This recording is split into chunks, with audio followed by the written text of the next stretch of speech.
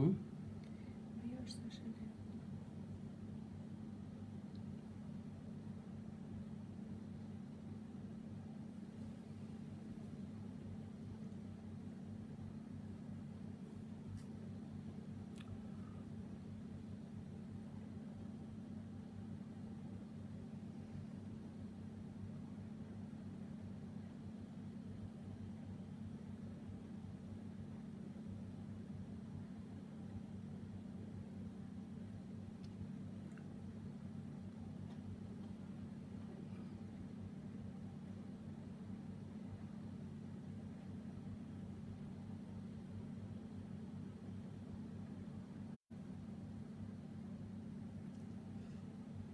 উপস্থিতি টের পেলেই আমি আমার লাইভ শুরু করতে পারি।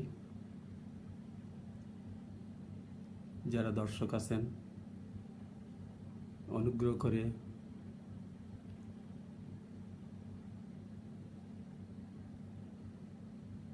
আমাকে জানান যে আমাকে দেখা এবং আমার কথা শোনা যাচ্ছে কিনা।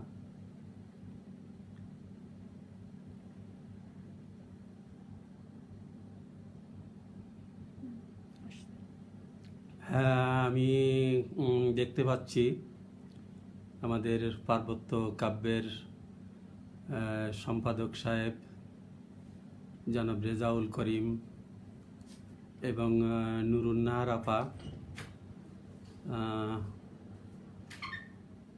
আপনাদের দুজনকে দেখতে পাচ্ছি। ধন্যবাদ রেজাউল করিম। আমি মনে হয় এবার আনুষ্ঠানিকভাবে আমার আজকের লাইভ অনুষ্ঠান শুরু করতে পারি। শুরুতেই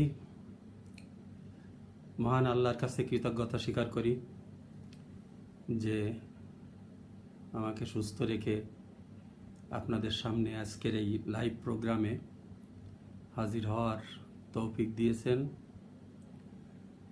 তো পার্বত্য কাব্যের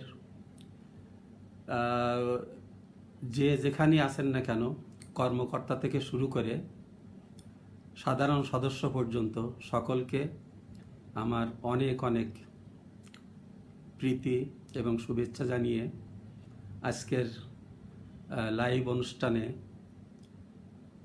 আপনাদেরকে স্বাগত জানাচ্ছি। মুন্সি কবির ভাই দূরদেশ থেকে এখন যোগ দিলেন। তরুণ চাকমা দাদা, মোহাম্মদ রিনাদ ফকির, পত্রলেখা ঘোষ, যিনি পার্বত্য কাব্যের শুরু থেকেই আজ পর্যন্ত পার্বত্য কাব্যের সাথে থেকে এই গ্রুপকে এগিয়ে নিয়ে যাওয়ার জন্য সর্বাত্মক চেষ্টা চালিয়ে যাচ্ছেন। আমজাদ হোসেন ভাই, হ্যাঁ, আপনাদের সকলকে আমি আজকের এই রাতের লাইভ প্রোগ্রামে স্বাগত জানাচ্ছি। আমি প্রথমেই কৃতজ্ঞতা জ্ঞাপন করতে চাই পার্বত্য কাব্যের যিনি সম্পাদক অনুস প্রতিম রেজাউল করিম। আরও কৃতজ্ঞতা প্রকাশ করতে চাই আমাদের আরেক ছোট বোন, ভারতের পশ্চিমবঙ্গের পত্রলেখা ঘোষ, যে আমাকে আহ্বান করেছিল যে আমি পার্বত্য কাব্যের লাইভে আসতে চাই কিনা। তো আমি তখন তার কথায় সায় দেই। আলাস শরীফ সাকি ভাই আছেন, স্বাগতম। মুন্সি কবির ভাই, বদরুল ইসলাম, সবাইকে, ফুজাইল আহমেদ রাজ, আপনাদের সবাইকে শুভেচ্ছা। যে কথা বলছিলাম যে পার্বত্য কাব্যের কথা শুনে আমার কিছু নস্টালজিয়া কাজ করে সেখানে। সেটা একটু বলে নেওয়া ভালো যে আমি একসময় রাঙামাটিতে চাকরি করতাম। আমাদের যারা ক্যাডার সার্ভিসে চাকরি করি তাদেরকে 1 বছর পার্বত্য জেলাগুলোতে রাঙামাটি, বান্দরবন অথবা খাগড়াছড়িতে চাকরি করতে হয়। তো আমারও 2006 সালে সেই সৌভাগ্য হয়েছিল, আমি রাঙামাটিতে চাকরি করতে গিয়েছিলাম। আমার পোস্টিং ছিল অনেক দূরে, রাঙামাটি থেকে বরকল উপজেলার আমি কৃষি অফিসার হিসাবে সেখানে যোগদান করি। বলে নেওয়া ভালো যে আমি বিসিএস কৃষি ক্যাডারের একজন কর্মকর্তা ছিলাম। আমি 2018 সালে চাকরির থেকে রিটায়ার করি। তো আমার পরিচয় যখন বলবো তখন আমি এটা আরও ডিটেলস বলবো। তবে যে কথা না বললেই নয় যে পার্বত্য কাব্যের আমি যখন নাম শুনি, সেটা ঢাকার একটা কোনো একটা অনুষ্ঠানে ওই গ্রুপের দাদা কাসেম রাখাইন, ওনার সঙ্গে আমার পরিচয় হলো পাবলিক লাইব্রেরির একটা অনুষ্ঠানে। তো উনি সেদিন পার্বত্য কাব্যের প্রতিনিধিত্ব করছিলেন ওই অনুষ্ঠানে। যখন বের হলাম তখন ওনার সঙ্গে দেখা হলো। তো ওনাকে বললাম যে আপনি কি রাঙামাটির লোক? উনি বললেন যে হ্যাঁ, আমি রাঙামাটির লোক। পরিচয় হলো যে উনি বরকলে চাকরি করেন। তো আমি বললাম যে আমি তো বরকলে চাকরি করে এসেছি। সেই হিসাবে পার্বত্য কাব্যের নাম শুনেই তার প্রতি আমার একটা দুর্বলতা জমে। মানুষ যেখানে একবার চাকরি করতে যায় সে স্থানের মায়া তার অবশ্যই আছে। তো সেই সূত্রে পার্বত্য কাব্যের সাথে সেদিনই আমি নামটা প্রথম শুনি। এরপরেও দাদাই আমাকে বললেন যে আপনি আমাদের সঙ্গে যোগদান করেন, আমাদের এখানে কবিতা দেন। উনি সেদিন আমার কবিতা আবৃত্তিও শুনেছিলেন, হয়তো ওনার পছন্দ হয়েছিল। তো আমি সেদিনই আমি পার্বত্য কাব্যের সদস্য হয়ে যাই এবং তারপর থেকে আমি নিয়মিত লিখি এবং এ যাবৎকাল আমার যত পার্বত্য কাব্যের সাথে পরিচয়ের পর থেকে যতগুলো কবিতা আমি লিখেছি, আর না হোক পার্বত্য কাব্যে আমার এই কবিতাগুলো সব আছে। আপনারা ইচ্ছে করলে দেখতে পারেন। রেগুলার আমি লিখে যাই, হয়তো সপ্তাহে একদিন হয়তো বাদ থাকতে পারে, নইলে সপ্তাহের 5-6 দিন আমার কবিতা থাকে। তো একটা জিনিস যে সেদিন কাসেম রাখাইন দাদার সেই আন্তরিকতা আমার মনে থাকবে অনেক দিন। তারপরে যখন পরিচয় হলো একে একে সবার সঙ্গে, দেখি যে অনেক নাম করা কবি যারা আছেন তারা এই গ্রুপে লেখেন, তাদের সঙ্গে আমার ভাবের বিনিময় হয়। হয়তো কখনো তারা আমার কবিতাকে পছন্দ করেন, লাইক কমেন্ট করেন, আবার আমিও তাদের কবিতায় লাইক কমেন্ট করি। এইভাবে দেখা গেল যে একটা পরিচয়ের সূত্র সৃষ্টি হলো।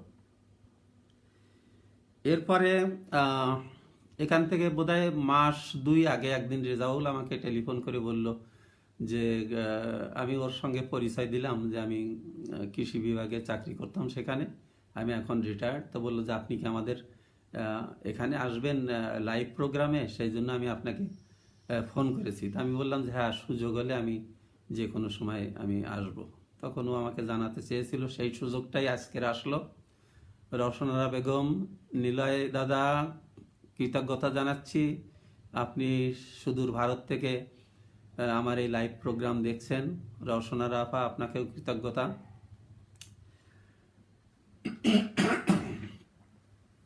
তো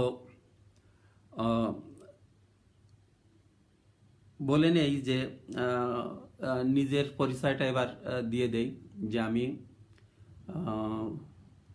কৃষি সম্প্রসারণ অধিদপ্তরে চাকরি করতাম 1985 সালের থেকে পয়লা জানুয়ারি থেকে 18 সাল পর্যন্ত। এর আগে আমি অনেক আরও দুই একটা বেসরকারি চাকরিও করেছি। সরকারি চাকরি থেকে অবসরের পরেও আরও দুই এক জায়গায় চাকরিতে ছিলাম। হয়তো আবারও খুব শীঘ্রই একটা চাকরিতে জয়েন করার ইচ্ছা আছে। তো আমার নিজের বাড়ি খুলনা জেলায়। খুলনা জেলা থেকে আরও 70 কিলোমিটার দূরে পাইকগাছা উপজেলায় আমার জন্ম। সেখানেই লেখাপড়া এবং পরবর্তীতে আমি কৃষি বিশ্ববিদ্যালয়ে বিএসসি এজি অনার্স, যেটা ময়মনসিংহে বাংলাদেশ কৃষি বিশ্ববিদ্যালয়, সেখানে যাই। সেখান থেকে পড়াশোনা শেষ করার সাথে সাথেই আমি Bangladesh sugar and food industries কর্পোরেশনের আমি অ্যাসিস্ট্যান্ট কেন ডেভেলপমেন্ট অফিসার হিসাবে যোগদান করি। এরপরে কিছুদিন কৃষি ব্যাংকে, তারপরে একটা বিসিএস পরীক্ষার আগে একটা বড় সময় চাকরি করেছি বাংলাদেশ কৃষি গবেষণা ইনস্টিটিউটে সায়েন্টিফিক অফিসার হিসাবে। তো কবিতা লিখি আসলে ঠিক সাল তারিখ বলতে পারবো না, তবে বোধহয় আমার প্রথম যে ছড়া দিয়ে শুরু হয়েছিল সেটা আমি তখন ক্লাস 7-এ পড়ি। তো কবিতা ভালো লাগা অনেক দিন থেকে, আমার ছোটবেলার থেকে আমি কবিতার প্রেমী ছিলাম। কিন্তু কবিতার জগতে আসব, কামনা দেব দিদি, নিলয় দা, শ্রদ্ধা জানাই আপনাদের, কবিতার জগতে যে আসব এটা কিন্তু কোনো সময় এটা আমার ধারণাও ছিল না। কিন্তু ছোটবেলায় দেখেছি যে আমার বাবা ছিলেন অনেকটা কাব্যপ্রেমী। এতটা কাব্যপ্রেমী ছিলেন যে উনি আস্ত কবিতার বই উনি মুখস্থ করে ফেলতেন। বিশেষ করে আমার বাবা, উনি জসিমউদ্দিনের এত ভক্ত ছিলেন যে ওনার নকশিকাতার মাঠ, সজনবাদিয়ার ঘাট, রাখালি, বালুসার, মানে যতগুলো আছে উনি সব কিনে কিনে জমাতেন এবং মুখস্থ করেই ফেলতেন। আমি প্রথমে কবিতায় আসার অনুপ্রেরণা পাই আমি যখন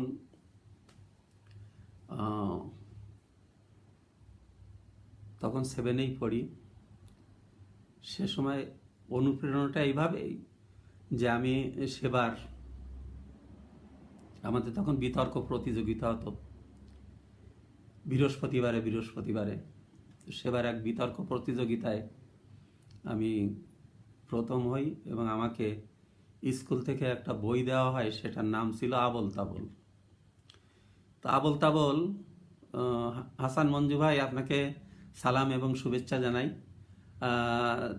তরুণদা, আপনাকেও আমার সশ্রদ্ধ সালাম এবং শুভেচ্ছা জানাই। শিশির বিন্দু বাদল, তো আরও যারা দেখছেন সবাইকে আমার সালাম এবং শুভেচ্ছা। তো সেই যে আমার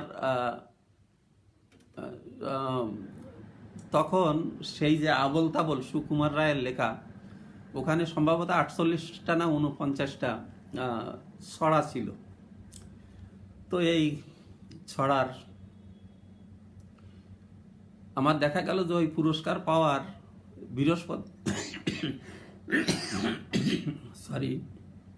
বৃহস্পতিবার আমি ওই বইটা পুরস্কার পেলাম। তারপরে ছিল শুক্রবার এবং এর পরের দিনও শনিবারে কি একটা কারণে বন্ধ ছিল।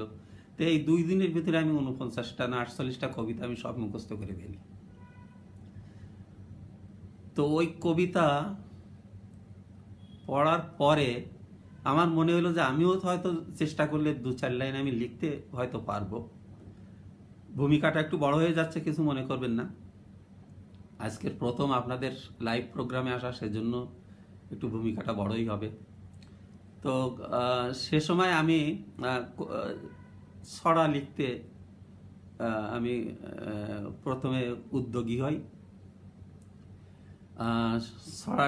ছড়াটা ছিল আমার এক স্যারকে কেন্দ্র করে লেখা, তো এই ছড়াটা লিখে আমি আহ, এক মানে 50 মিনিট না 45 মিনিট, তখন মনে নেই যে একটা ক্লাসের মানে সময়কালটা কত, আমাকে উনি বেঞ্চের উপর দাঁড়িয়ে রাখছিলেন। তো মানে প্রথম যে ছড়াটা লিখে এত শাস্তি পেয়েছিলাম। এরপরে উম, আমার আহ, স্কুল জীবনে আর আমি তেমন লিখি নাই। কলেজে যখন আমি উঠলাম, কলেজে যখন ভর্তি হলাম, তখন 75 সালে বঙ্গবন্ধুকে সপরিবারে হত্যা করা হলো। স্কুল কলেজ সব বন্ধ হয়ে গেল। পরে যখন আমি কলেজের যেদিন প্রথম কলেজ খুলল, সেদিন আমি একটি কবিতা লিখেছিলাম আমার মনের দুঃখবোধ থেকে। সে কবিতাটা বঙ্গবন্ধুর সেই হত্যার হয়তো একটা প্রতিবাদ ছিল। তো সে কবিতাটা আমি সবাই যাতে দেখে সেজন্য আমি ব্ল্যাকবোর্ডে এটা, তখন ওই যে জিবলির আটা, মানে আটা দিয়ে আমি ওটা সেটে দিয়েছিলাম। তো প্রথম পিরিয়ড অফ, দ্বিতীয় পিরিয়ডে যখন কেমিস্ট্রি স্যার আসলেন, এসে উনি ওইটা দেখে পড়লেন, পড়ে তারপরে উনি ওটা ছিঁড়ে ফেললেন, ছিঁড়ে পকেটে রাখলেন। তা আমি মনে করলাম যে আমার লেখাটা স্যার এভাবে ছিঁড়ে ফেললেন, মনে একটু কষ্ট পেলাম। তো এরপরে যখন ক্লাস শেষ হলো, তখন স্যার দেখি আমাকে ডেকে পাঠাইছেন, বলল যে এটা রুহুল আমিনকে ডেকে দাও।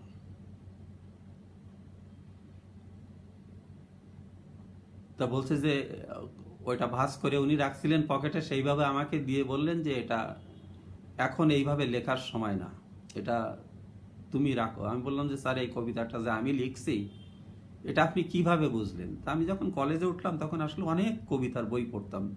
কলেজ লাইব্রেরি থেকে প্রায় আনু মাঝি এবং শায়লা খান, আপনাদের দুজনকে স্বাগতম জানাই, শুভেচ্ছা জানাই।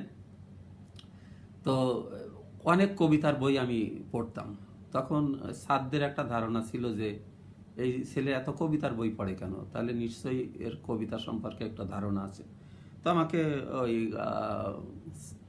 স্যার বললেন যে এটা তুমিই লিখছো, আমি তোমার হাতের লেখাও প্রমাণ দেয় যে এটা তুমি লিখছো। তো আমি তখন স্বীকার করলাম যে স্যার কবিতাটা আমার লেখা। তা আমার হয়তো ছড়ার থেকে কবিতায় যখন গেলাম, এটা ছোট্ট একটা কবিতা, সেটা আজকের পড়তে ইচ্ছা করছে। তা আমি আপনাদের এই আমার লেখা প্রথম কবিতাটা দিয়ে আমি আজকের লাইভে কবিতার অঙ্গনে ফিরতে চাই। সে কবিতাটার নাম ছিল পাশবিক। এই কবিতাটা কোনোদিন কোনো জায়গায় ছাপানো হয় নাই, কিন্তু আমার কাছে রয়ে গেছে এবং থাকবে আজীবন। পাশবিক। ওরে কুলাঙ্গার, কোন দোষেতে করলি পিতার বুকখান সারখার? দেশকে ভালোবেসে যে দিল সুখ জলাঞ্জলি, তারেই মারলি শেষে। মির্জাফরের দল, হাতে নাতে পাবি তোরা এই হত্যার ফল। হায়রে স্বার্থপর, তোদের বিচার হবেই হবে এই বাংলার পর। ভণ্ড প্রতারক, তোদের জন্য সৃষ্টিকর্তা সৃজিছে নরক। তোরা তো বেঈমান, বাঙালিরা থাকলে বেঁচে পাবেই প্রতিদান। কেন যেন মনে একটা বড় বিশ্বাস ছিল যে বাঙালি জাতি যদি বেঁচে থাকে তাহলে একদিন এই বঙ্গবন্ধু হত্যার বিচার এই বাংলার মাটিতে হবে। তো সেই 75 সালের পরে এখন আমার জীবিত অবস্থায় আমি দেখছি যে না, সত্যি সত্যি এই বাংলার মাটিতে বঙ্গবন্ধু হত্যার বিচার হলো। এবং সেদিন যারা উল্লাসে ফেটে পড়ছিল তাকে হত্যা করে, আজ তারা ফাঁসির দড়িতে যখন ঝোলে, তখন সত্যি সত্যি আমি শান্তি পাই, আমার আত্মাও শান্তি পায়। যদিও এখনো বেশ কিছু আছে যারা বাইরে আহ, আহ, সরকার চেষ্টা করছে তাদেরকে আনার জন্য। তো আমি এখন আমার কবিতায় যাওয়ার আগে আমি পার্বত্য কাব্যের উম, সম্পাদক রেজাউল করিম, আমি তাকে ছোট ভাই বলি এবং আমার প্রথম পরিচয়ের থেকে আমি তাকে তুমি বলেই ডাকি। বয়সে অনেক ছোট, আমার 61 বছর হতে গেল, হয়তো তার সাথে আমার অন্তত 25-30 বছরের ব্যবধান। তা ওর আর একটা কবিতা আমি পড়তে চেয়েছিলাম, কিন্তু আজকের একটা খুব মানে জীবনের একটা বোধ সম্পন্ন মানে একটা কবিতা আজকেই বোধহয় লিখছে, সেটাই আমি পড়ছি। বলছি তাদের আজ, পরচর্চায় লিপ্ত যারা, বলছি তাদের আজ, তোমরা কি ভাই জনম বেকার, নেই তোমাদের কাজ? ঘর সংসার কর্মক্ষেত্র কত কাজই আছে, সেসব ফেলে পড়ে থাকো অন্য লোকের পাশে। বলতে পারো তোমার কেন এত উৎসাহ, কি করছে কে তাই ভেবে হচ্ছে গাত্রদাহ? কেন রে ভাই এত সময় করছো অপচয়, অন্যের চর্চা করে বিবেক বুদ্ধি করছো ক্ষয়? যে সময়টা অন্যকে দাও, লাগাও নিজের কাজে, দেখবে জীবন সুন্দর অতি, প্রতি পাতার ভাজে। ছোট কবিতা, কিন্তু আসলে আমার কেন জানি আজকের বেশ খুব ভালো লাগলো কবিতাটা। তোর আর একটা কবিতা ছিল যেটাকে আমি পড়তে চেয়েছিলাম, কিন্তু সেটা বাদ দিয়ে এটা আমি পড়লাম। তো আরেকজনের পার্বত্য কাব্যে আরেকজনের কবিতা ভালো লাগে, অনেকের কবিতা ভালো লাগে। যেমন রব্বানী সরকার আছে, তাদের কবিতা ভালো লাগে, নীলয়দার কবিতা ভালো লাগে, শিমলি দিদির কবিতা ভালো লাগে। নীলয়দার সাথে মানে ব্যক্তিগত পরিচয়ও আছে, সাক্ষাৎ হয়েছে। তো আরেকজনের কবিতা পার্বত্য কাব্যে যিনি হাল ধরে আছেন বলা যায়, হাসান মঞ্জু ভাই, তার একটা কবিতা, উনি আমার বেশি দিন হয় আমার বন্ধু হননি, কিন্তু ওনার বন্ধু হওয়ার পরের থেকে ওনার সবগুলো কবিতাই আমি পড়ি। কারণ নিজের যদি না পড়তে জানি, জয়ন্ত দা আপনাকেও শুভেচ্ছা জানাই, মুন্সী কবির ভাই অনেক অনেক প্রীতি এবং শুভেচ্ছা। যদি নিজে যদি না পড়ি তাহলে দেখা যাবে যে আসলে কিন্তু এটা শেখাটা অতৃপ্ত থেকে যায়। তো কবিতা লিখতে আসার আগে অনেক পড়তে হবে। তো এটা আমি সেই দিক থেকে সৌভাগ্যবান যে আমি আসলে কবিতা লেখার আগে অনেক পড়েছি। আমি এটা বলতে পারি যে এদিক থেকে আমি সৌভাগ্যবান। তো মঞ্জু ভাইয়ের একটা কবিতা পাথর চোখ, আমার এটা মন ছুঁয়ে গেছে, সেই জন্য আমি তার কবিতাটাও আমি আজকে পড়তে চাই। ধর্ম বর্ণ জাত ধন বৈষম্যে ভরা, সাঙ্গ করো অন্যায্য এসব আয়োজন, আমাকে নিষ্কৃতি দাও বসুন্ধরা, কাটাও তোমার মোহিনী সম্মোহন। বেদিতে সাজানো অপাপ বিদ্য ফুল, হৃদয়ের আরতি ভরা শোনো নাকি হাক, বালিতে ভরিয়ে দাও নদীর দুকুল, হেয়ালি ইচ্ছের ঢিলে ভাঙো মৌচাক। খুব সুন্দর এই লাইনটা। লুঠেরা তোমার মতো দেখেনি কেউ, কখনো ভাসিয়ে দাও প্লাবন জল, অগ্নি লেলিহানার সুনামির ঢেউ, লুটে নাও পারের করি শেষ সম্বল। শেষ হাত কাওনার নাইবা লিখি, প্রশস্তি ভরা প্রার্থিত কাব্য হোক, আমাদের জলে প্রাণ ধিকি ধিকি, দেখে যায় তোমার পাথর চোখ। আসলে খুবই একটা হৃদয় ছোঁয়া এই কবিতাটা।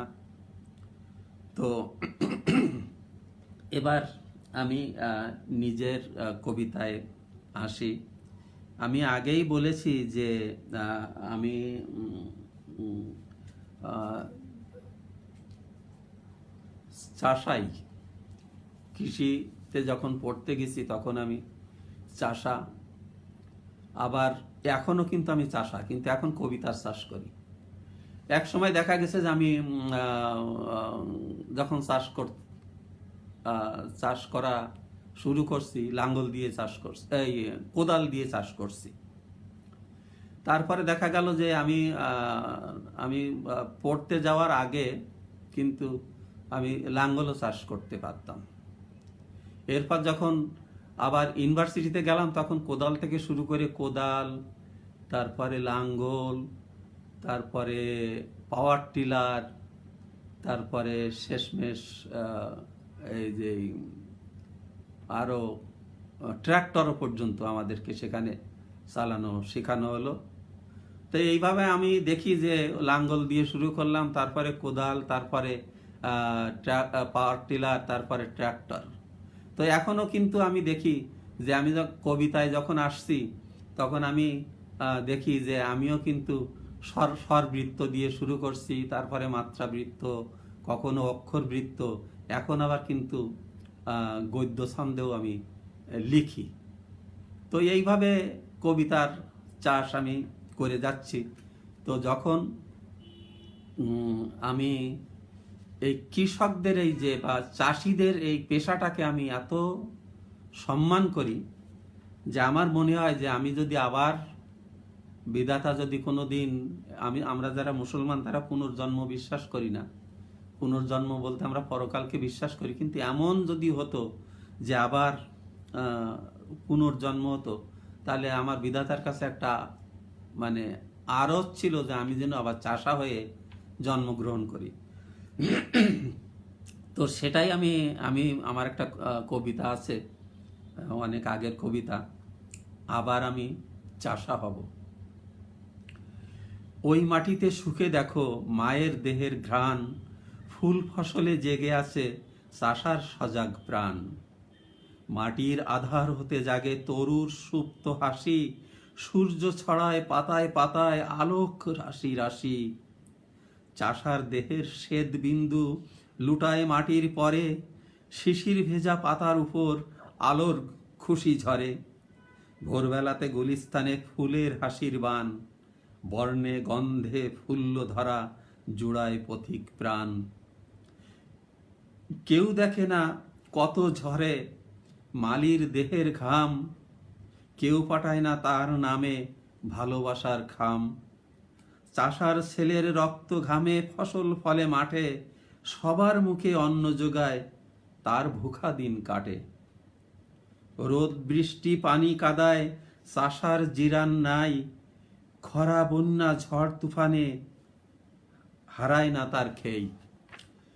রোদ বৃষ্টি পানি কাদায় চাষার জিরান নেই, খরা বন্যা ঝড় তুফানে হারায় না তার খেই। তোমরা যাকে চাষা বলো মহান বলি তারে, তার লাঙলের কঠিন ফলায় সুখের স্বপ্ন ঝরে। শীর্ণ দেহে জীর্ণ বস্ত্রে ওই ছুটে যায় চাষা, কেউ লেখে না দিন লিপিতে তারই কষ্টের ভাষা। তার দুঃখ কেউ লেখেনি ইতিহাসের পাতায়, তার বেদনা রইল জমা অসীম কবির খাতায়। ধন্য তুমি বাংলার চাষি, এ মাটির সন্তান, তোমার বুকে লুকিয়ে আছে আল্লাহ ভগবান। পরজন্মে বিধাতা যদি পাঠায় দুনিয়াতে, আবার নেব লাঙ্গল জোয়াল কাস্তে কোদাল হাতে।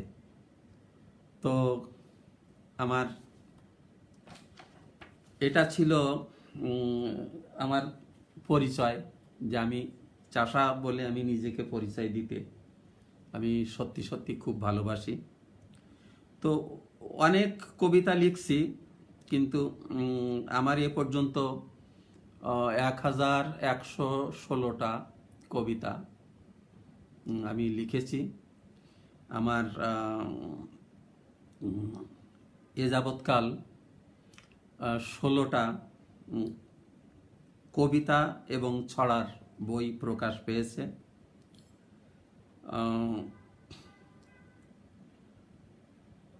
এর ভিতরে আমি যেগুলো আমি দুই একটার আমি নাম বলতে চাই, যে যেগুলো প্রকাশ পেয়েছে সেগুলো হচ্ছে: প্রথম কাব্যগ্রন্থ তোমাকেই খুঁজে ফিরি, দ্বিতীয় কাব্যগ্রন্থ বৃত্তবন্দী ভালোবাসা, তারপরে আসলো খেয়ালি মন, কবিতার শতদল, শেষ অধ্যায় অনুভবে তুমি আছো, ভালোবাসার স্বপ্ন বুনি, আলোর ঠিকানা খুঁজি, বেদনার নীল ঢাকি ভালোবাসার লালে, বসন্ত লগনে এসো, বসন্ত হিন্দোল এবং সোনালী স্বপ্ন। আমার একটা সম্পাদিত কাব্যগ্রন্থ আছে। আমি যখন অন্য ভুবন কাব্য পরিষদের আমি সভাপতি ছিলাম, সে সময় আমার সম্পাদিত অন্য ভুবন কাব্যসারথী একমাত্র সম্পাদিত কাব্যগ্রন্থ আছে। আমার প্রকাশিত যে ছড়া গ্রন্থগুলো আছে: ছড়ায় ছড়ায় আনন্দ, কত মজার ছড়ারে, ছড়ায় ছড়ায় সবজি চাষ। প্রকাশের অপেক্ষায় আছে অস্ফুট বাসনা, উতল হাওয়া, শান্তির মিছিলে যাব, আমার কবিতার থেকে নির্বাচিত 100 কবিতা নিয়ে নির্বাচিত 100, ছড়াই ছড়াই বঙ্গবন্ধু এবং দাদা দাদির মজার ছড়া।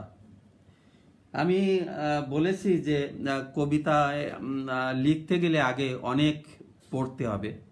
সেজন্য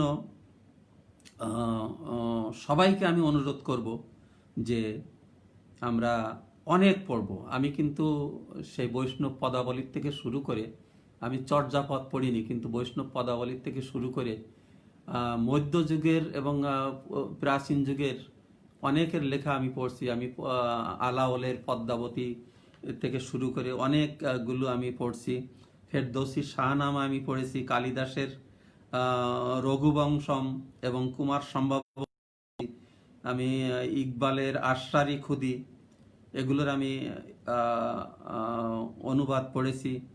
হাফিজের কবিতার আমি অত্যন্ত একজন ভক্ত, এবং তার যেহেতু হাফিজের জীবনীর সাথে কিন্তু আমাদের বিদ্রোহী কবি কাজী নজরুল ইসলামের অনেক সামঞ্জস্য আছে। তারও ছোটবেলাটা অনেক দুঃখ কষ্টে কেটেছে। তো তিনিও পিতৃহারা ছিলেন এবং তিনিও কিন্তু রুটির দোকানে কাজ করতেন।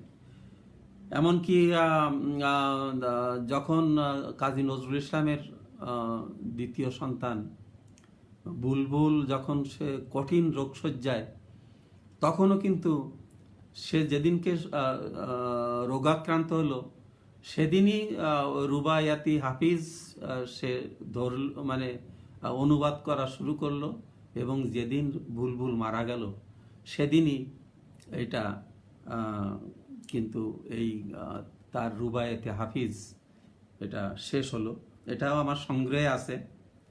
আমি কায়কোবাদের মহাশ্মশান পড়েছি। এসবগুলো দেখা গেল যে অনেক, আমি যেগুলো আগে মহাকাব্য, একটা আছে মাইকেল মধুসূদন দত্তের মেঘনাদ বধ। এটা আমি আসলে কয়েকবার করে শুরু করছি, কিন্তু বলতে দ্বিধা নেই যে আমি এটা শেষ করতে পারিনি। কারণ এটা শিরিন শিলা, হাসান মঞ্জু ভাই, শুনছেন আপনারা আমার কথা, এটা আসলে আমার কাছে যেমন দুর্বোধ্য লাগছে, তেমনি মেঘনাদ বধ পড়তে গেলে এটা কিন্তু মহাভারত, রামায়ণ, বিশেষ করে মহাভারতে যথেষ্ট দখল থাকতে হবে। তা নাইলে মেঘনাদ বধ বা এই যে এগুলোতে অনেক দখল থাকতে হবে। তো আরও পড়েছি, যেমন প্রথম আমি যে আবল তাবলের পরে আমার পরিচয় হয় জসিমউদ্দিনের সাথে, এবং আমার বাবা লুকায় রাখতেন এই বইগুলো, কিন্তু আমি সন্ধানে থাকতাম যে কোথায় বাবা লুকায়। তো অনেক উঁচুতে রাখতেন এই বইগুলো, কিন্তু আমি এটা লুকায় লুকায় পড়তাম। তো আমার সে সময় আমি মরু ভাস্কর, আমার বাবার সংগ্রহে ছিল, আমি এটা পড়ছি। সাম্যবাদী ছিল আমার বাবার সংগ্রহে, এগুলো কিন্তু আমি পড়ে ফেলেছি। তো যেমন নজরুলের মরুভাস্কর যেটা শুরু করছে, আমার তো মনে হয় যে নজরুল এর একটা শুধু অপূর্ণতা আছে, যে তিনি মহাকবি হতে পারেননি। তিনি মরুভাস্কর আমাদের মহানবীর 25 বছর জীবন পর্যন্ত উনি যত কর্মকাণ্ড সেগুলো কিন্তু উনি লিখে গেছেন এই মরুভাস্করে।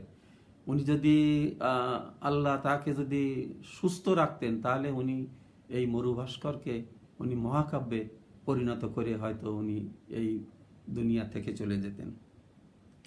তো তখন আমার খুব ভাল লাগতো। এক সময় যখন কবিতা আমি প্রথম পড়া শুরু করছি, তখন ছিল সেটা পয়ার ছন্দ। পয়ার ছন্দে লেখা কবিতাগুলো অনেক সে সময় ভালো লাগতো। যেমন পদ্মাবতীর আলাওলে, এইখানে পদ্মাবতীর এক সময় রূপের বর্ণনা করতে গিয়ে উনি বলছেন, ভুরুর ভঙ্গিমা হেরি ভৃঙ্গ সকল, ভাবিয়া চিন্তিয়া মনে গেল রসাতল, কাননে কুরঙ্গ জলে সপরিলুকিত, খঞ্জন গঞ্জন নেত্র অঞ্জন রঞ্জিত। এসবগুলো যখন পড়তাম তখন আসলে সাংঘাতিক ভালো লাগতো, এবং এই বিভিন্ন কঠিন শব্দের অর্থগুলো জানার যে প্রচেষ্টা, সেখান থেকে এইগুলো না পড়লে কিন্তু আসলে এটা আমার ভিতরে আসতো না, বিশেষ করে বানানটা। তারপরে যেমন আমি হাফিজের কত উঁচু মাপের কবিতা তারা লিখতে পারতেন। আমি যখন তার স্ত্রী মারা গেলেন, সে সময় সে লিখছে যে, প্রেয়সী মোর ছিল যে হায় পরীর মতো অপসরী, পা থেকে তার কেশাগ্রতক নিটোল যেন অপসরী, পা থেকে তার কেশাগ্রতক নিটোল যেন ঠিক পরি। তারপরে তার আদরের সন্তান মারা যখন যায়, তখনও নজরুল ইসলামের মতন আমি বলেছি যে এটা দুঃখবোধ থেকে হাফিজ এবং নজরুল ইসলাম তার মানে জীবনের দুঃখ থেকে তারা আজকের কবিতায় প্রতিষ্ঠা পেয়ে গেছে, এবং আজকের তারা বিশ্বসেরা। যখন আদরের সন্তান মারা যাচ্ছে, তখন উনি লিখছেন, মোর নয়নমণি দিলের মেওয়া, তার তরে কাঁদে প্রাণ, হাসতে হাসতে চলে গেল, শোকে আমি মুহ্যমান। কি আবেগ নিয়ে এই সমস্ত কবিতাগুলো লেখা। তো আমি এটা আবার আমার কবিতায় আমি আসতে চাই। এবার আমি আমার নিজের লেখা যে কবিতাটা আপনাদের শোনাবো, সেটা আমার রিসেন্টলি লেখা। আপনারা জানেন যে আমাদের বর্তমান সময়টা যাচ্ছে, একটা কঠিন ক্রান্তিকাল পার করছে পৃথিবী। এই ক্রান্তিকালে আমরা সবাই গৃহবন্দী, এবং গৃহবন্দী থেকে আমাদের একটা বড় বিনোদন হচ্ছে যে আজকের আমরা এই যে কাব্য চর্চা করছি, কবিতা লিখছি, আজকের আপনাদের সামনে আসছি লাইভ প্রোগ্রামে। তো এটা আসলে একটা সুস্থ বিনোদন। তো এই বিনোদনের জন্য আমার একটা কবিতা, যেটা আমি আশা করি যে একটা ভালো দিন আসুক, সেটা নিয়ে আমি একটা কবিতা লিখেছি। এমন একটা সকাল আসুক, এমন একটা সকাল আসুক মিলছি প্রাণের উৎসবে, এমন একটা লগন আসুক ধরণী মেতেছে সৌরভে, এমন একটা সকাল আসুক বন্দি দশা হলো শেষ, এমন সকল প্রহর আসুক পৃথিবীটা লাগছে বেশ, এমন একটা সকাল আসুক পাখি আবার গাইছে গান, এমন একটা সময় আসুক ধরায় সুখের বইছে বান, এমন একটা সকাল আসুক ঘুরছি সবাই খোলাখুলি, এমন একটা মুহূর্ত চাই বুক মিলিয়ে কোলাকুলি, এমন একটা সকাল আসুক করোনামুক্ত বসুন্ধরা, এমন একটা আগামী চাই বইছে সুখের ফল্গু ধারা, এমন একটা সকাল আসুক দাঙ্গা ফ্যাসাদ যুদ্ধ নেই, এমন একটা বর্তমান চাই মানবতার জয় সবখানেই, এমন একটা সকাল আসুক অতীতের ভুল ভুলে যাই, এমন একটা জীবন গড়ি হিংসা বিদ্বেষ দুঃখ নাই, এমন একটা সকাল আসুক মানছি সবাই বিধির বিধান, এমন একটা জোয়ার আসুক পাপ সাগরে পুণ্য তুফান। আসলে হয়তো মনে হয়, আমার কাছে যেটা মনে হয় যে বিধাতা আমাদের প্রতি রুষ্ট, সেজন্য যুগে যুগে। আর রাব্বানি ভাই আসসালামু আলাইকুম, শুভেচ্ছা। তো আমরা সবাই চাই যে বিধাতার এই রুদ্র রোষ অবসান হোক। এরপরে আমি আর একটা বঙ্গবন্ধুকে নিয়ে আমার একটা ছড়ায় বঙ্গবন্ধু, সেই তার থেকে আমি একটা বঙ্গবন্ধুকে নিয়ে লেখা একটা ছড়া আমি আপনাদেরকে শোনাতে চাই। ছড়ার নাম জাতির পিতা। এটা আমাকে আমার এক ভাইপো ছোট, সে বলেছিল যে সে একটা অনুষ্ঠানে আবৃত্তি করবে, তো তার জন্য যেন একটা বঙ্গবন্ধুর উপরে একটা ছড়া লিখে দিই। তা আমি তাৎক্ষণিকভাবে তাকে এই ছড়াটা লিখে দিই এবং সে এই ছড়াটা আবৃত্তি করে পুরস্কারও পেয়েছিল, আমাকে জানিয়েছে। ছোটদের জন্য করে লেখা জাতির পিতা। সেই খোকাটা জন্মেছিল টুঙ্গিপাড়া গ্রামে, সব বাঙালি ডাকতো তারে বঙ্গবন্ধু নামে। জন্মেই তিনি বুঝেছিলেন শিকল পরা পায়, ভিনদেশীরা সোনার বাংলা লুটে পুটে খায়। নির্যাতিত নিপীড়িত দুঃখী মানুষের তরে জুলুমের বিরুদ্ধে দাঁড়ান তিনি মাথা উঁচু করে। মুক্তির ডাক দিলেন তিনি জয় বাংলা বলে, লেজ গুটিয়ে শত্রু সেনা পালিয়ে গেল চলে। তার কারণে পেলাম আমরা মহান স্বাধীনতা, বাঙালিদের নয়নমণি তিনি জাতির পিতা। লাল সবুজের এই পতাকা তারই অবদান, ধন্য তোমার জন্ম শেখ মুজিবুর রহমান। জাতির পিতার প্রতি শ্রদ্ধা জানাই আমার এই লেখাটা। এরপরে আবার আমার নিজের কবিতায় ফিরে যাচ্ছি। বেশ কিছু সাম্প্রতিককালের কবিতা দেখা গেছে যে আমি কোনো প্রতিযোগিতায় অংশগ্রহণ করি না। পার্বত্য কাব্যকে ভালো লাগার একটা সবচেয়ে বড় কারণ কিন্তু এইখানে নিহিত, যে পার্বত্য কাব্য কখনো এই কবিতার প্রতিযোগিতা নিয়ে এটা এখানে খেলা হয় না। আমি মনে করি যে যারা লেখে তারা সবাই ভালো লেখে। এখন দেখা গেল যে একজন নবীন কবি, সে বারবার লিখছে কিন্তু পুরস্কার পাচ্ছে না, তাহলে তার মনটা ভেঙে যায়। মনে করে যে আমি এত লিখছি কিন্তু পুরস্কার পাচ্ছি না। কিন্তু যদি তার কবিতাটা কোনোদিন সেরা বলে বিবেচিত হয়, তাহলে সে উৎসাহ পায়। আমার জীবনে এমন একটা দিন এসেছিল যে আমার একটা কবিতা প্রথম প্রকাশিত হয় ময়মনসিংহে থাকতে দৈনিক জাহান পত্রিকায়। আমার প্রথম কবিতা, প্রকাশিত কবিতা, সে কবিতাটা আমি ছোট কবিতা পড়ে ফেলি। এটা হচ্ছে ভালোবেসে যাই ভেসে। প্রথম প্রকাশিত। হৃদয়ের ক্যানভাসে যে ছবি আঁকা আছে অপরূপ রূপ মনোহর, চেয়ে থাকি অপলোকে লাবণ্য ভরা মুখে, বিধাতা এঁকেছে অতি সুন্দর। গোলাপ রাঙা ঠোঁটে খুশির ঝলক ওঠে, আঁখিতে তড়িৎ চমকায়, কৃষ্ণ কালো কেশে বাতাস লুটায় এসে ললাটে জ্যোৎস্না শোভা পায়। যতই রূপ দেখি নিজেরে হারাই সখী, ভরে মন উচ্ছলতায়, হৃদয়ের উপকূলে সুখের তরণী দোলে, ভেসে যাই মোহন মায়ায়। আমার এই হিয়াখানি বন্দী হয়েছে জানি তোমার মনের আঙিনায়, বাঁধন ছিঁড়তে গেলে মরমে মরি জ্বলে, বিষাদে ভরে হৃদয়। এই কবিতাটা প্রকাশের পরের থেকে আসলে আমার মনে হলো যে আমি তো বোধহয় পারবো। তখন থেকে কিন্তু আমার লেখা মানে বিভিন্ন পত্রপত্রিকায় লেখা শুরু করি এবং আসলে অনেক পত্রপত্রিকায় যাবৎকাল আমার কবিতা ছাপা হয়েছে।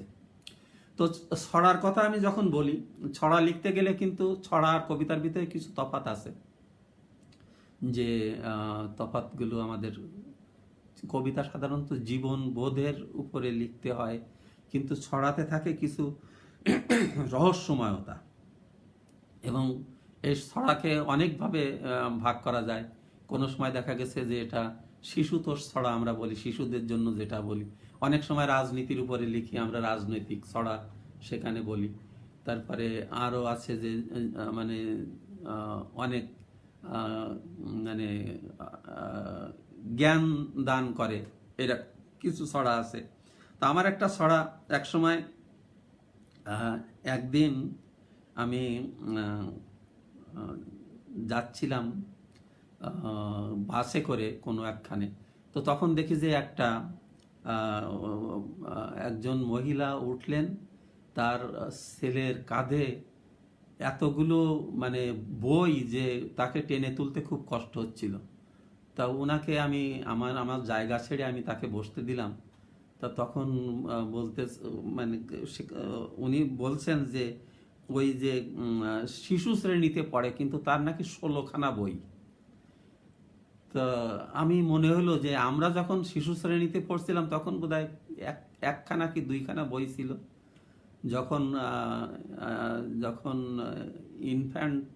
ইনফ্যান্ট ক্লাস থেকে যখন ক্লাস 1-এ উঠলাম তখন বোধহয় এরকম 2খানা অথবা 3খানা বই ছিল। আর এখন তাদেরকে শিশু শ্রেণী থেকে নাকি 16খানা বই পড়তে হয়। তো তখনই আমার মনে একটা দাগ কেটে গেল যে আসলে তো এই শিশুদের উপরে আমাদের এখন বিদ্যাটা বোঝা হিসাবে আমরা চাপিয়ে দেই। তখন আমি লিখলাম, বিদ্যা কেন বোঝা? মাগো আমার পিঠে সয় না মস্ত ব্যাগের ভার, ছোট্ট মাথায় এত বিদ্যের আছে কি দরকার? শিশু শ্রেণীর ছাত্র আমি 16খানা বই, কত করে বোঝাই মাগো রোবট আমি নই। মাস্টার মশাই বাধ্য করে, তুমিও দাও তাড়া, কিছুই যেন নেই প্রয়োজন বিদ্যে অর্জন ছাড়া। আমারও যে ইচ্ছে করে খোলা হওয়ায় ঘুরি, ইচ্ছে করে দৌড়ে গিয়ে ফড়িংটারে ধরি, ইচ্ছে করে আকাশতলে উড়াই রঙিন ঘুড়ি, মুক্ত পাখি ডানা মেলে ওই আকাশে উড়ি। ইচ্ছে করে কোমল ধুলি সারা অঙ্গে মাখি, ফুল ফসলের শ্যামল শোভা চোখের পাতায় আঁকি। দুষ্টু ছেলের দলে মিশে খেলতে এমন চায়, একটু সুযোগ দিত যদি আমার বাবা মায়। মায়ে বলে খেলতে গেলে অনেক সময় নষ্ট, বাবাও কেন বুঝতে চায় না আমার মনের কষ্ট। বই কিতাবে লেখা আছে সুস্থ থাকার কথা, সেসব কথা পড়েনি কি আমার পিতা মাতা? কারি কারি হোমওয়ার্ক আর পাঠ্য বইয়ের পড়া, সুযোগ নেই রে পড়ার বাইরে একটু নড়াচড়া। ক্লাসে ফার্স্ট হতেই হবে মায়ের পরম চাওয়া, পড়ার চাপে ঠিক মতো আর হয় না নাওয়া খাওয়া। ব্যাগের ভারে মেরুদণ্ড যাচ্ছে যাক না বেঁকে, আমার খুশি চুলোই যাক বিদ্যে থাকুক টিকে। আসলে এখন আমাদের জন্য বিদ্যেটা সত্যিকার অর্থে বোঝা হয়ে গেছে। সেই জন্য আমি তো মনে করি যে আমাদের এখন যারা ফেসবুকে দেখি যে যারা জিপিএ পাস পেয়ে গোল্ডেন A+ পেয়ে যারা খুবই লাফালাফি করে, তাদেরকে কোনো একজন সাংবাদিক জিজ্ঞেস করছিল যে তাদেরকে পরীক্ষা করার জন্য 4-5 জনকে জিজ্ঞেস করছে যে বলতে দেখি তোমাদের জিপিএর কেমন দৌড়। তো তখন শেষমেশ জিজ্ঞাসা করছে যে তোমরা বলো যে আমি পরীক্ষায় জিপিএ পেয়েছি। তো তখন সে একটা ছেলে, সবাই পারলো না, একটা ছেলে বললো যে আই অ্যাম জিপিএ 5। তো এই রকম হচ্ছে আমাদের এখন লেখাপড়া এটা। তো আমি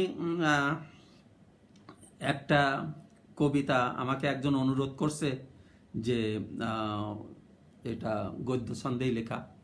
আমি একটু বলি যে গদ্য ছন্দে এখন লিখতে সবচেয়ে বেশি বেশি স্বাচ্ছন্দ্য বোধ করি। গদ্য ছন্দ হচ্ছে আধুনিক কবিতার এখন সবচেয়ে বড় আধুনিকতা। কবিতায় আধুনিকতা বলতে সারা বিশ্বব্যাপী এখন গদ্য ছন্দে লেখা। একসময় রবীন্দ্রনাথও কিন্তু উনি যখন ছন্দবদ্ধ কবিতা লিখতেন, অন্তমিলে লিখতেন, তখন যখন আমাদের কবিতার পঞ্চপাণ্ডব 1930-এর দশকে অমিয় কুমার চক্রবর্তী, সুধীন্দ্রনাথ দত্ত, জীবনানন্দ দাশ, বুদ্ধদেব বসু এনারা যখন আসলেন, তখন দেখা গেল যে রবীন্দ্রনাথ তার একটা সম্পাদিত পত্রিকায় তাদের কবিতাই ছাপতেন না।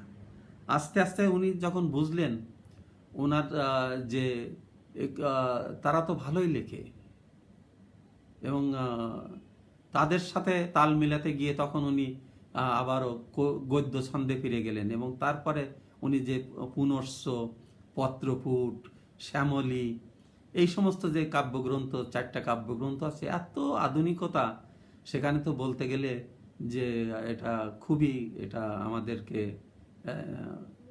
মানে অনুপ্রেরণা দেয়। তো আমাকে একজন বলছে যে এখন বড় দুঃসময়, এই কবিতাটা যেন পড়ি, তার এটা পছন্দের কবিতা। তো এটা আমি একটু পড়ি। সময় এখন নৈরাশ্যের জাতাকলে পিষ্ট, অসহায় বৃত্তে অবরুদ্ধ যেন, কষ্টের বীজগুলো অঙ্কুরিত নিভৃতে, শান্তির মিছিল থামে গোলার আওয়াজে, রক্তে রঞ্জিত শ্যামল সবুজ ঘাস, বাতাস ভারী হয় দূষণে দূষণে, আধারে চুপসে যায় ক্ষয়িষ্ণু স্বপন, চাঁদ বিনে স্তিমিত যামিনীর প্রাণ, বহমান সময় তবু বাতাসের ডানায় অথবা মেঘের ভেলায় ভেসে বয়ে যায় অনন্ত পথ, স্মৃতির স্বাক্ষর রেখে যায় পৃথিবীর পথে। কোথাও যেন একটুও স্বস্তি নেই, মেঘে ঢাকা সূর্যের চোখে থেমে গেছে উজ্জ্বল রোদের ঝিলিমিলি, বৃষ্টি ঝরে আকাশের অশ্রুধারা হয়ে, ঝিঝি পোকার ডাক শুনে মনে হয় স্তব্ধ প্রকৃতির নীরব রোদন, সাগরের বুকে জমা দীর্ঘশ্বাসের বাষ্প, বনে বনে পাতা ঝরার মর্মর ধ্বনি, বসন্তের আমেজ নেই কোকিলের সুরে, দুঃস্বপ্নের স্পন্দন টিক টিক বাজে সময়ের বুকের গহীনে, জোনাকির মতো জলে নিষ্প্রভ আধারে।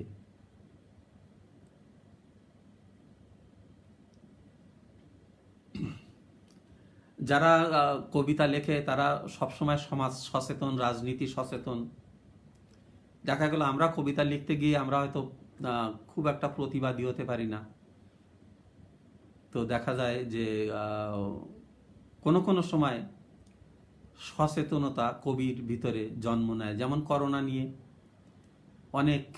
অনেকে লিখছেন। এক সময় পেঁয়াজের দাম বেড়ে গেল, তখন দেখি যে পেঁয়াজে পেঁয়াজে কবিতার ছড়া কবিতা ভরে গেছে।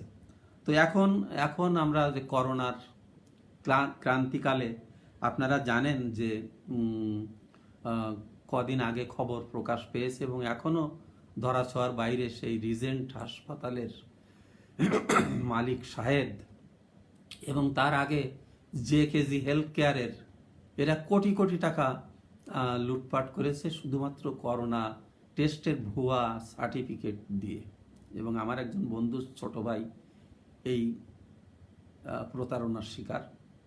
তো সে বলতেছে, উনি আমাকে বললেন যে দোস্ত, আমার ছোট ভাই তো রিজেন্ট হাসপাতালে ভর্তি হয়েছিল এবং তুমি জানো যে সেখানে কোনো চিকিৎসা না পেয়ে সে বাসায় এসে চিকিৎসা হয়ে এসে সুস্থ হয়েছে। তো এক সপ্তাহ পরে তার রিপোর্ট দিছে যে তার করোনা নেগেটিভ, কিন্তু ততদিনে কিন্তু করোনার সব চিকিৎসা সে নিজেই বাসায় নিয়ে ফেলছে। তো এখন একটা ছড়া আমি লিখেছিলাম, এটা আমার সচেতনতা থেকে। যাব কোথায়? যমদূতেরই এজেন্ট এখন রিজেন্ট হাসপাতাল, স্বাস্থ্য বিভাগ আনলো কুমির, নিজে কেটে খাল। জেকেজি হেলথ কেয়ার ওরাও আছে সাথে, আরো কত রাঘব বোয়াল আছে যে পশ্চাতে। স্বাস্থ্য বিভাগ নিজেই যদি অসুস্থ হয় ভাইরে, মরণ ছাড়া জনগণের যাবার জায়গা নাই রে। দেশটা হবে সোনার বাংলা, থাকবে সবাই সুখে, বঙ্গবন্ধুর অন্তিম চাওয়া ওরাই দিল রুখে। সারা জনম জেল খেটেছে যাদের ভালো চেয়ে, তাদের হাতেই মরতে হলো বুকে গুলি খেয়ে। কসাইয়ের জাত জনগণের রক্তে খেলে হোলি, এজিদ ওরা, সীমার ওরা, মানবতা দেয় বলি। ওরা জঘন্য নর্দমার কীট, ইবলিশ খবিশ ওরা, ওদের পাপেই দোজখ হলো সুন্দর বসুন্ধরা। যাব কোথায়, সবখানেই যে ওদের ঘোরাঘুরি, ওরাই করে লালন পালন দুর্যোগ মহামারী। দুর্নীতির বিরুদ্ধে জেহাদ শেখ হাসিনার পণ, ভয় নেই আমরা সাথে আছি বাংলার জনগণ।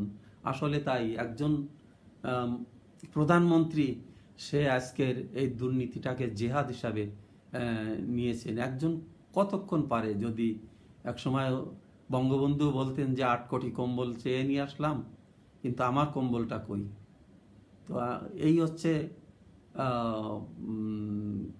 আমাদের দেশের বর্তমান অবস্থা। তা আমরা চাই যে আমাদের দেশটা একটু মানে ভালোর দিকে যাক। আমরা যদি সবাই সচেতন হই, তাহলে একদিন নিশ্চয়ই দেখা যাবে যে আমাদের দেশটা সোনার বাংলাই হয়তো হবে। সেটা আমাদেরকে দেরিতে কদিন হয়তো দেরি করতে হবে। তো এবার আমার আর একটা কবিতা আমি পড়তে চাই। কবিতা নাম রাখবো ধরে আঁচল তলে। আকাশ যেমন বুকে ধরে রাখে চন্দ্র সূর্য অগণিত তারা, আমার বুকে তেমনি তুমি থেকো প্রেমিক পাগল পারা। আমার চোখের মণি হয়ে থেকো পূর্ণ জ্যোতির্ময়, সুরের কাপন জাগিয়ে তুলো ঠোঁটে প্রহর গীতিময়। ঘুম না আসা দুটি চোখের পাতায় সোনার কাঠি ছুঁয়ো, চাঁদনি রাতে জ্যোৎস্না মুঠোয় ভরে কপালে টিপ দিও। সদ্য ফোটা গোলাপ গুজে দিও কৃষ্ণ কালো কেশে, সোনার নুপুর পরিয়ে দিও পায়ে অনেক ভালোবেসে। ঠোঁট দুটোরে রাঙিয়ে দিও সখা পলাশ রাঙা লালে, জাগিয়ে রেখো ফাগুন রাতে প্রিয় সুরের ইন্দ্রজালে। ঝুমকো নয় পরিয়ে দিও ঝুমকো লতার ফুল, ফোটা ফুলের সুবাস নিতে এসো আনন্দে মশগুল। আমার হৃদয় সিংহাসনে সুহৃদ রাজাধিরাজ হয়েও, সকাল দুপুর সন্ধ্যা নিশীথকালে সোহাগী চুম দিও। সারা জনম আমার আঁচল তলে রাখবো তোমায় ধরে, জীবন তরীর তুমি সুজন মাঝি বেঁধেছ মায়া ডোরে। আসলে কবিতা লিখতে গেলে অনেক সময় অনুপ্রেরণা লাগে। আমরা যারা গ্রুপে লিখি, ফেসবুকে লিখি, আমাদেরকে আমরা শত সহস্র মানুষ আমাদেরকে অনুপ্রেরণা দেয়। সেজন্য দেখা যাচ্ছে যে এখন ফেসবুকে কিন্তু অনেকে কবিতা লিখছে। কবিতা লেখা আমি মনে করি যে শুদ্ধ বিনোদনের একটা ভালো একটা মাধ্যম। যারা কবি তাদের ভিতরে কিন্তু হিংসা, দেশ, লোভ, অহংকার কম থাকে না যে তা নয়, কিন্তু কম থাকে। তো এটা সেজন্য আমাদের যারা কবিতা লিখবে, নতুন যারা লিখতে আসছে, তাদেরকে আমাদের অনুপ্রেরণা দিতে হবে। আমাদেরও একসময় আমরা অনুপ্রেরণা পেয়েছি। সমর ভৌমিক দাদা দেখছেন, সজিম শাইন উনিও বলছেন যে চমৎকার। আমি আগেই আমার মানে বলে নেওয়া উচিত ছিল, আমি কিন্তু আবৃত্তি জানি না, আমি কবিতা পাঠ করতে জানি। কিন্তু যিনি লিখবেন সবাই কিন্তু হয়তো যিনি গীতিকার তিনি যদি সুরকার, আবার তিনি যদি শিল্পী হন, তাহলে দেখা যায় যে এটা খুব একটা ভালো মানে প্রোডাকশান আসে না। তেমনি আমি কবিতা লিখব, আমি আবৃত্তি করব, আবার আমি গান গাইবো, এটা সবসময় হয়ে ওঠে না। তো যে কথাটা আমি বলতে চাই যে সবাইকে নাকি এই কথাটা বলা হয় যে কিছু পরামর্শ দিয়ে যেতে এই যখন অনুষ্ঠান শেষের আগে। তো আমিও আজকের কিছু পরামর্শ দিতে চাই। তার আগে আমি বলবো যে যারা লিখছেন বর্তমানে, তাদের লেখায় এত বানান ভুল থাকে যে যেটা সত্যি এটা দৃষ্টিকটু। সেই জন্য আমি এখানে বলতে চাই, আমি নাম উল্লেখ করতে চাচ্ছি না, এবার একজন কবির কিন্তু স্বাধীনতা পদক তাকে ঘোষণা দিয়ে পরবর্তীতে এটা বাতিল করা হয়েছে। বলা হয়েছে যে তার কবিতায় অনেকগুলো বানান ভুল। সেই জন্য এটা যারা সমালোচক তারা এটা দেখছেন, তারা বলছেন যে উনি প্রভাব সৃষ্টি করছেন, সেই জন্য স্বাধীনতা পদক সাহিত্যে এটা দিয়েও কিন্তু এবার এটা স্থগিত রাখা হয়েছে। তা যারা নতুন আসছেন এবং যারা পুরনো আছেন তাদেরকেও আমি বলি যে পুরনো যারা, তাদের কাছ থেকেই তো নতুনরা শেখে। আপনারাও বানানটার দিকে একটু খেয়াল রাখবেন। আমি যদি বলি যে কুড়ি বানান, কুড়ি কয় রস্যু ডয় শূন্য রয় রস্যইকার, এটা কুড়িতে 20, আবার কুড়ি কিন্তু ফুলের কুড়ি, তখন একটা চন্দ্রবিন্দু আছে। তেমনি যদি আমি বলি যে ফোঁটা আর ফোঁটা, ফোঁটা যদি ড্রপ বলি তাহলে সেটা হয় চন্দ্রবিন্দু ওকার টয়াকার, আর যদি ফুল ফোঁটার মতন ফোঁটা বলি তাহলে সেখানে চন্দ্রবিন্দু নেই। আবার যদি আমি বলি যে এখন অনেকে ওই ওই দিয়ে যদি কোনো শব্দ রচনা করা হয় তাহলে ওই দিয়ে, যেমন ঐকান্তিক, তাই না, ঐরাবত, এখানে ওই হবে। কিন্তু আমরা এখন যদি ওই লিখি, দ্যাট দ্যাট মানে ওই যদি আমরা লিখি তাহলে আমাদের লিখতে হবে ও রস্যই। তেমনি আমরা অনেকে কি এবং কয় রস্যিকারে কি আর কয় দীর্ঘিকারে কি, এটার ভিতরেও আমরা প্রভেদ করতে পারি না। অনেকে আছেন যে বয় শূন্য র আর ডয় শূন্য র এর ভিতরে তফাৎ করতে পারেন না। নত্যবিধান অনেকের একেবারে খুবই দুর্বলতা আছে। তো যাদের এই দুর্বলতা আছে তারা মাঝে মাঝে একটু গ্রামার বইটাও খুলে দেখতে হবে। আর বাংলা অভিধানটাকে পাশে রাখলে খুব একটা বেমানান হবে না, এটা সত্যি। এখন প্রমিত বানান চলে আসছে। আগে আমরা লিখতাম বয় চন্দ্রবিন্দু আকার তালবর্ষায় দীর্ঘইকার বাসি, তাই না? এখন কিন্তু আমরা তালবর্ষা রস্যিকার দিয়ে লিখি। আমরা এখন চাষি বানানো চয়াকার মধ্যাংশ রস্যিকার দিয়ে লিখি, কিন্তু একসময় আমরা লিখতাম দীর্ঘইকার। তো এই যে আমাদের এখন প্রমিত বানান আসছে, এখানে কিন্তু আমাদের সবাই আসতে হবে। তো একটা জিনিস আমি যেহেতু পার্বত্য কাব্যের থেকে বলা হয়েছিল যে কেন আমি এই পার্বত্য কাব্যে আসলাম, আমার মনে হয় যে পার্বত্য কাব্য সাহিত্য চর্চার একটা সত্যিকার অর্থে একটা নির্ভেজাল এবং একটা বিশুদ্ধ প্ল্যাটফর্ম। আমার খুবই পছন্দের এই সাহিত্য গ্রুপ পার্বত্য কাব্য। জাতি ধর্ম বর্ণ নির্বিশেষে একটা নিরপেক্ষ এবং অরাজনৈতিক একটা সংগঠন যদি থাকে তাহলে পার্বত্য কাব্য আছে। এটা আমি সেই অর্থে পার্বত্য কাব্যের আমি মানে অতিশয় ভক্ত। তারপরে আমি আশা করি যে সাহিত্যের প্রচার এবং প্রসারে পার্বত্য কাব্য অনেক দূর এগিয়ে যাবে এবং আমাদের সাহিত্য অঙ্গনে পার্বত্য কাব্য একটা বড় ভূমিকা রেখে চলবে। এখানে যে জিনিসটা আমি আগেই বলেছি যে প্রতিযোগিতা নেই, এটা মাঝে মাঝে রেজাউল প্রায় লিখে দেয় যে ভাই আপনারা এই জিনিসটা করবেন না, যে দৈনিক কবিতা প্রতিযোগিতা। আমি অনেক গ্রুপে এখন লেখা বাদ দিয়ে দিয়েছি যেখানে প্রতিযোগিতা হয়, আমি লিখিনি, কারণ আমি নিজেই কোনো প্রতিযোগিতায় অংশগ্রহণ করিনি। আমি কাদের সঙ্গে প্রতিযোগিতা করব? আমার তো এখন বয়স হয়েছে, তাই না? আমি এখন যদি হাডুডু খেলতে যাই তাহলে আমার পা ভাঙার সম্ভাবনা আছে। কিন্তু যারা প্রতিযোগিতা, যারা নবীন লেখক আছে তারা করুক, এরা প্রতিযোগিতা করুক, কিন্তু এই প্রতিযোগিতাটার একটা রেজাল্ট কিন্তু খারাপ আছে। মাঝে মাঝে দেখবেন ফেসবুকে লেখা থাকে যে আল্লাহর 7টা নাম দিয়ে লেখা থাকে যে এটা যদি আপনি 20 জনের যদি ফরওয়ার্ড করে দেন তাহলে দেখবেন যে কালকের সকালবেলা আপনি 3টা সুখবর পাবেন, এবং যদি না করেন তাহলে আপনি চরম ক্ষতির সম্মুখীন হবেন। এটাও কিন্তু আসলে খুবই একটা খারাপ প্র্যাকটিস। যদি সত্যি সত্যি যদি ভালো 3টা খবর যদি না আসে, তাহলে দেখা যাবে যে আল্লাহর প্রতি ভক্তি হারাই ফেলছি। এটা নাকি ইহুদিদের একটা চক্রান্ত। তো আর যে কথাটা আমি বলি যে এখানে আমি আমার পার্বত্য কাব্যের প্রতি সবচাইতে শ্রদ্ধা আমি সেদিন ঢেলে দিয়েছিলাম, যেদিন আমাকে পার্বত্য কাব্য আমন্ত্রণ জানালো যে আপনাকে সম্মানিত করা হবে ক্রেস্ট প্রদান করে। তখনও তো আমি পার্বত্য কাব্যে আমি পরিচিত কেউ না, কিন্তু দেখা গেল যে তারা আমাকে মনোনীত করছে, যে আমাকে হয়তো আমার লেখা তাদের পছন্দ হয়েছে, সেই জন্য আমাকে ক্রেস্ট দিতে। রেজাউল অনেকবার বলছে যে আপনার ক্রেস্টটা এসে নিয়ে যান। আমি বলছি আমি রাঙামাটি আমার পুরাতন জায়গা, আমি যখন যাব রাঙামাটি এখনো আমার মন টানে, যখন যাব আমি নিয়ে আসব।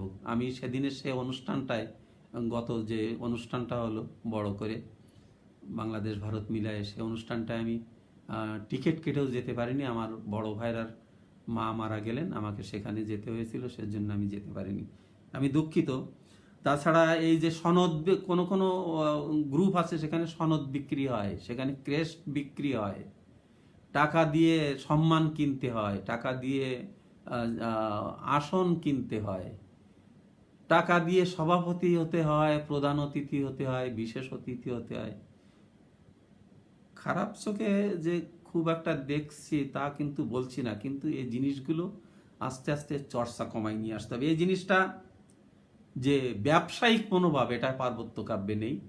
আমার পছন্দের সাহিত্য গ্রুপ, সে কারণেই তো শ্রেষ্ঠত্ব অর্জনের নগ্ন খেলায় মত্ত না পার্বত্য কাব্য। হয়তো লাইক কমেন্টের একটু মাঝে মাঝে শুনি যে একটু লাইক বাড়ান, কমেন্ট বাড়ান, কিন্তু আমি বলি যে যদি কেউ, আমি এক সময় 2টো গ্রুপে বিচারক ছিলাম। তো বিচারক দেখা গেল যে আমার যদি সেদিন মনে হতো যে 10টা কবিতা আমার মনে হয়েছে যে ভালো, আমি সেই 10টাকে সেরা করে দিতাম, কিন্তু আমি তাতে প্রথম, দ্বিতীয়, তৃতীয় আমি কোনোদিন এটা করতাম না। এই 10টা কবিতা যখন সেরা, 10জন কবি যখন সেরা হতো, এটা কিন্তু একটা অনুপ্রেরণা। তো পার্বত্য কাব্যে এটা নেই, এটা আমার একটা ভালো লাগার এবং এই যে শ্রেষ্ঠত্ব অর্জনের যে প্রতিযোগিতা, এরা এখানে নেই, এটাও আমার ভালো লাগার একটা কারণ। সম্পাদক সাহেব আরও একটা বলছিলেন যে কিছু পরামর্শ যেন দেই। পরামর্শ, আমি খুবই নগণ্য একজন ব্যক্তি, আমি নিজেকে এখনো কবি বলেই স্বীকার করি না। লিখছি অনেক দিন ধরে, কিন্তু কবি হওয়ার মতো, এখন যেমন নিজেই নিজের নামে লিখছে যে বিদ্রোহী কবি, দ্রোহের কবি, তারপরে নিজেই কবি লিখছে, কিন্তু রবীন্দ্রনাথ নোবেল প্রাইজ পাওয়ার পরেও আমি কোনোদিন নিজের হাতে লিখতে দেখিনি যে কবি রবীন্দ্রনাথ ঠাকুর। নজরুল ইসলামের কোনোদিন আমি লিখতে দেখিনি যে কবি নজরুল ইসলাম, তাই না? আমার মাঝে মাঝে একটা জিনিস খারাপ লাগে যে যারা মুক্তিযোদ্ধা, তাদের অবদান আমাদের এই দেশকে স্বাধীন করার জন্য, মানে তাদের অবদান সারাটা জন্মেও শেষ হবে না, কিন্তু যখন নিজে নিজে লেখে যে বীর মুক্তিযোদ্ধা আমি অমুক, তখন আমি মনে করি যে এটা নিজেকেই ছোট করে ফেলে। বীর মুক্তিযোদ্ধা সেটা তো আমরাই বলবো যে হ্যাঁ, সে বীর মুক্তিযোদ্ধা, এই দেশের জন্য তার অবদান। তো তেমনি আমি এটা বলবো যে একটা জিনিস, কিছু পরামর্শ, সেটা হচ্ছে যে নিয়মিত অফলাইন কার্যক্রমটা অব্যাহত রাখতে হবে রাঙামাটিতে। আমি দেখি মাঝে সাঝে হয়, এবং তার ছবিও দেখি, ভিডিও দেখি। এটা পার্বত্য কাব্যের সব কর্মকাণ্ড আমি এখন এটা খোঁজ খবর রাখি। আর একটা জিনিস করতে হবে, সেটা হচ্ছে প্রকাশনা। বছরে হয়তো 2টো প্রকাশনা যদি করা যায়, তাহলে দেখা যাবে যে অনেক যারা বই ছাপাবার মতো যাদের সামর্থ্য নেই, কিন্তু তারা ভালো লেখে, তাদেরকে উৎসাহ দেওয়ার জন্য আমি মনে হয় প্রকাশনায় আসার দরকার নিয়মিতভাবে। এবং সেখানে কারোর কাছ থেকে আমরা অগ্রিম টাকা পয়সা এরকম নিয়ে যে প্রকাশনা করতে হবে তা না। তবে যদি কেউ যার প্রকাশনা আছে যার কবিতাটা প্রকাশিত হয়েছে সে যদি মনে করে যে না ওই কবিতার বইটা তার কেনা উচিত, তাহলে সেখানে সে পয়সা দিয়ে নিতে পারে, এটা ভালো। তো এ ব্যাপারে যদি কোনো আমি অনেক গুলো প্রকাশনার সঙ্গে আমি জীবন থেকে জড়িত, কারণ আমি যখন ইউনিভার্সিটিতে তখন আমি গ্রন্থাগার ও প্রকাশনা সম্পাদক ছিলাম, সেই জন্য অনেক প্রকাশনার সঙ্গে আমি জড়িত। আমি এ ব্যাপারে আপনাদেরকে সহযোগিতা করতে পারবো। আর একটা জিনিস, যে উৎসাহিত করার জন্য কিছু বই উপহার দিতে হবে। আমি আমার লেখা ছড়ার যে বইগুলো আছে, এটা অনেক বিগ বাজেটের বই। এই যে এটা আমি আপনাদেরকে দেখাই।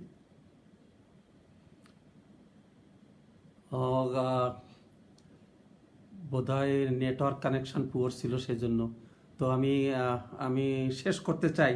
তবে আমি যেটা বলছিলাম যে যারা ভালো লেখে, সাপ্তাহিক যারা সেরা হয় বা মাসিক সেরা হয়, তাদেরকে বই উপহার দিয়ে আমরা অনুপ্রাণিত করতে পারি। আর একটা জিনিস, যে শ্রেষ্ঠ লেখার উপর যদি কোনো পর্যালোচনা থাকে, তাহলে একজন লেখক আরও বেশি উৎসাহিত হয়। তো আমার মনে হয় যে 1 ঘন্টার বেশি হয়ে গেল। আমি আজকের একটু বেশি সময় নিয়ে ফেলেছি। তো শুধু এটুকু বলতে চাই যে আবার হয়তো কোনো যদি বেঁচে থাকি, তাহলে আবার কোনো অবসরে আপনাদের সঙ্গে দেখা হবে। তো যাওয়ার আগে আমি এটুকু বলে যেতে চাই যে আপনারা এই করোনার ক্রান্তিকালে সকলে ভালো থাকেন, সকলে সুস্থ থাকেন।